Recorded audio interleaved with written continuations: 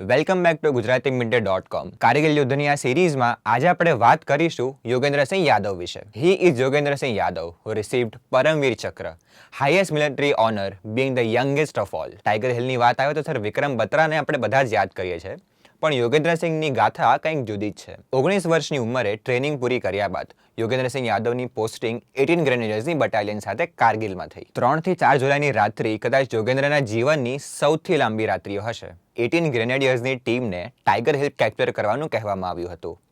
ઉપરથી પાકિસ્તાની સેનાનો બેફામ ગોળીમારો ચાલુ હતો. એક એક કરી યોગેન્દ્રના સાથીઓ શહીદ થવા માંડ્યા હતા. ત્યારબાદ યોગેન્દ્રને ગોળી વાગી અને તેઓ પણ બેહોશ થયા. આવી અવસ્થામાં પણ યોગેન્દ્ર પર હુમલો ચાલતો રહ્યો. ગોળીઓ ચાલતી રહી. યોગેન્દ્રના એક હાથનું હાડકું શરીરનું માંસ ફાડીને બહાર આવી ગયું હતું. ભાન આવતા તેમણે હાથને બેલ્ટ વડે બાંધ્યો અને બાજુમાં પડેલા ગ્રેનેડને દુશ્મન તરફ ફેંકી એક જ વારમાં ઘણા બધા દુશ્મન સૈનિકોને શહીદ કર્યા. યોગેન્દ્રે શહીદ થયેલા ભારતીય સૈનિકોની બંદૂકથી ફાયરિંગ કર્યું, જેથી દુશ્મનને લાગે કે સેનાએ તેમના ચારે તરફથી ઘેરી લીધા છે. આમ પોતે 15 ગોળીઓ ખાઈ 19 વર્ષના યોગેન્દ્રસિંહ યાદવે મહત્વનું યોગદાન આપ્યું અને ટાઈગર હિલ ફરીથી ભારતના કબજામાં આવી. આવતા અંશમાં આપણે ફરી પાછા મળીશું આવા જ એક રોચક કિસ્સા સાથે. Till then keep reading and keep watching ગુજરાતીમીડિયા.com. સબસ્ક્રાઇબ કરો Gujarati mid day. Bell icon પર ક્લિક કરીને મેળવો તમામ વિડીયોના ડાયરેક્ટ નોટિફિકેશન.